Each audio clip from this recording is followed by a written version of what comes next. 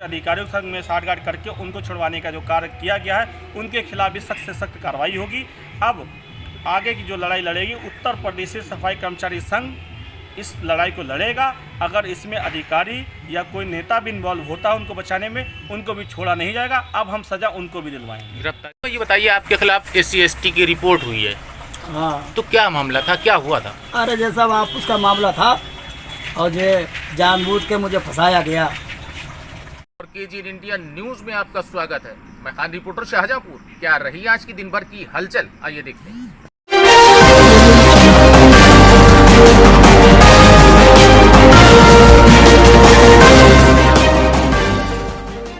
और कहो कुछ भी, लेकिन कोतवाली की पुलिस शिकायत के दायरे में तो है। कोतवाली की पुलिस आरोपों के घेरे में है। क्यों? 151 में चालान करा और जबकि मुकदमा दर्ज था हरिजन एक्ट में, छोड़ दिया मुलजिम को। वाल्मीकि समाज के जो नेता है प्रदीप का कहना है कि नहीं छोड़ूंगा उन अधिकारियों को भी। लेकिन विस्तार से मामला हम आपको बताते हैं। रंजीत पुत्र रामचंद्र निवासी मोहल्ला बस का थाना कोतवाली का है। नसीम फल वाले से कूड़े को लेकर विवाद हुआ। रंजीत का कहना है कि नसीम ने मुझे मारा, जाति सूचक शब्दों का प्रयोग किया और इसी बात में नसीम के साथ साथ उनके बेटे ने भी मारा, उनके भाई ने भी मारा। मामला तूल पकड़ा तो पुलिस पकड़ कर ले गई नसीम को, और नसीम को पकड़ने के बाद इस बीच में कोतवाली का घेराव भी हुआ। और उसके बाद में आपको बता दें, रंजीत की तरफ से नेता भी आ गए, लेकिन पुलिस ने मामले को पहले 151 में चालान करके भेजा और उसी बीच में मुकदमा अपराध संख्या 639/2021 धारा 323, 504, 506 और हरिजन एक्ट लगाई। किसके खिलाफ लगाई? नसीम के खिलाफ, नसीम के भाई के खिलाफ, नसीम के बेटे के खिलाफ, और कोतवाली से ही छोड़ दिया। ऐसा क्यों? इस बात को लेकर वाल्मीकि नेता जो प्रदीप है, उनमें रोष है। उनका ये कहना है कि मैं अधिकारियों को भी नहीं छोड़ूंगा और नसीम को जेल भेज कर रहूंगा। उनका ये भी कहना है कि 2 दिन का मैं रास्ता देख रहे हूं, 2 दिन के बाद केरूगंज से धरना प्रदर्शन की शुरुआत करूंगा और सफाई कर्मियों से सफाई रुकवा दूंगा। क्या क्या कहा, लेकिन ये तो हम दिखाएंगे बात को।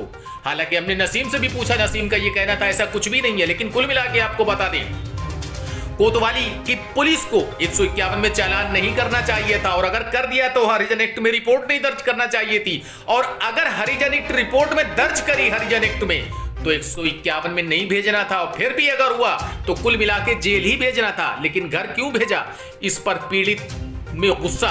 लेकिन विवाद की जड़ क्या है, पहले वो सुनिए। ये फल वाले से आपका क्या हुआ था? फल वाले से हमारे भैया हम आए काम करने के लिए, सारा काम करके ले गए हम, झाड़ू कूड़ा सब। और झाड़ू कूड़ा करने के बाद अंदर से जब भोलागंज से वापसी आए तो वहाँ पे फिर कूड़े का ढेर उनने लगा के रखा।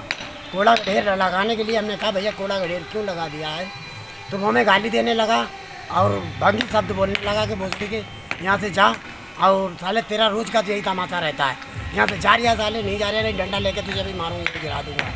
हमारे साथ में तो एक कर्मचारी था, 2 कर्मचारी हमारे आउट ड्यूटी पे जा रहे थे बिरादरी के। उन लोगों ने बीच बिचाव करा, उनके बीच बिचाव करने में उनके भी हाथापाई में 2-4 हाथ उन लोगों को भी लग गए। मुझे उनने 3 बाप बेटे होते, एक नौकर था, 4 लोगों ने मुझे मारा। अच्छा जी हाँ। तो नसीम जो है, नसीम आपके साथ नसीम ने करा या और भी लोगों के साथ करते रहते? और जैसे बीच बिचाव में और लोगों को नहीं, व्यवहार नसीम का जैसे आप बता रहे, उन्होंने व्यवहार गाली। का नसीम का व्यवहार बहुत खराब है, बहुत गंद संदी लफ्ज बोले, ऐसी ऐसी गालियाँ दी हैं जिन्हें देख के 3 पड़ोसी भी सब उसे उल्टा सीधा बक रहे थे कि भाई ऐसा ना करो, ये ऐसा क्यों कर रहे हो, आपका ये डेली काम है, आप क्यों ऐसा गंदे काम करते हो। पूरा भोलागंज, पूरा चौराहे का आदमी उन्हें अच्छा नहीं कहेगा कोई। किसको? नसीम को, कोई पूरे एरिया। आप क्या चाहते हो? हम ये चाहते हैं कि उन्हें बंद करा जाए।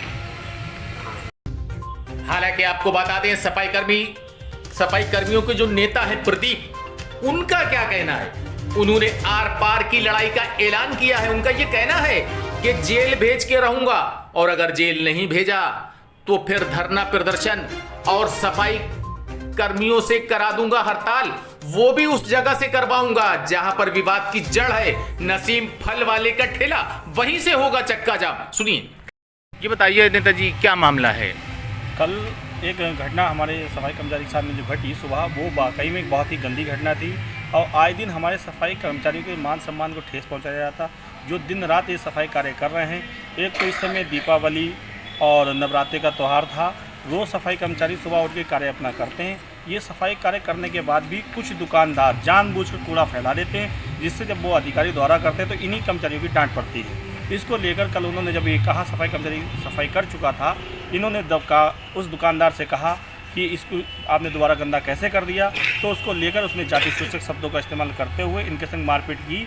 वो घोर निंदा मैं उसकी करता हूँ और मैं किसी भी हद तक उसको छोड़ने के मूड में नहीं हूँ, क्योंकि उसने एक कार्य हमारे समाज के ऊपर तमाचा ये जो मारा है, मेरी सफाई कर्मचारी की ये बेइज्जती नहीं की, ये उसने हमारी संगठन की, हमारे लोगों की बेइज्जती की है। उसको बर्दाश्त नहीं किया जाएगा।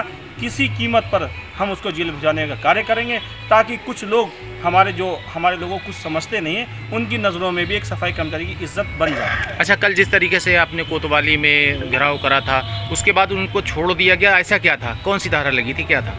कल FIR जब दर्ज हुई थी उस समय हम भी मौजूद थे, लेकिन हमारे कुछ तथाकथित नेताओं के द्वारा उसमें झोल मोल करके साठगांठ वादी के द्वारा करके कुछ अधिकारियों संग में साठगांठ करके उनको छुड़वाने का जो कार्य किया गया है, उनके खिलाफ भी सख्त से सख्त कार्रवाई होगी।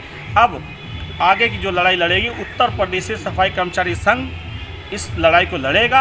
अगर इसमें अधिकारी या कोई नेता भी इन्वॉल्व होता है उनको बचाने में, उनको भी छोड़ा नहीं जाएगा। अब हम सज़ा उनको भी दिलवाएंगे। गिरफ्तारी को लेके आप फिर क्या अगला कदम उठाएंगे? अगर कल हम CO साहब से पूरी चर्चा बैठ के करते हैं, अगर गिरफ्तारी रविवार शाम तक नहीं होती है तो सोमवार से हम अपना आंदोलन कार्यक्रम करना शुरू कर देंगे।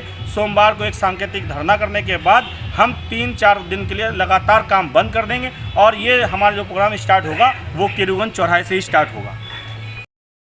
हालांकि रंजीत का ये कहना था कि पुलिस के साथ साथ हमारे बिरादरी के जो नेता थे उन्होंने पैसा खा लिया, हमको न्याय नहीं दिलाया। अब हमें भरोसा प्रदीप भैया पर है। प्रदीप भैया हक की लड़ाई लड़ते हैं, प्रदीप भैया लखनऊ तक लड़ेंगे। अब हमें भरोसा प्रदीप भैया पे है, क्योंकि हमारी ही बिरादरी ने हमको धोखा दिया। आप खुद ही सुनिए।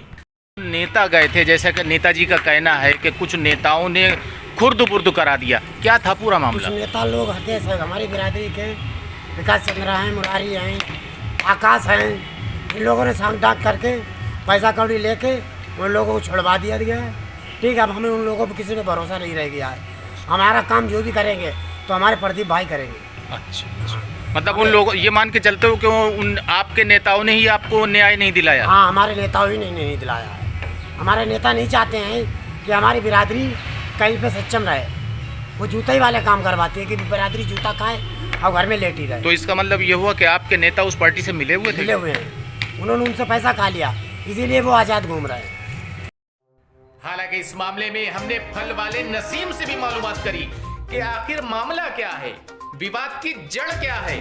तो नसीम का क्या कहना था, जरा सुनिए। तो ये बताइए, आपके खिलाफ SC/ST की रिपोर्ट हुई है।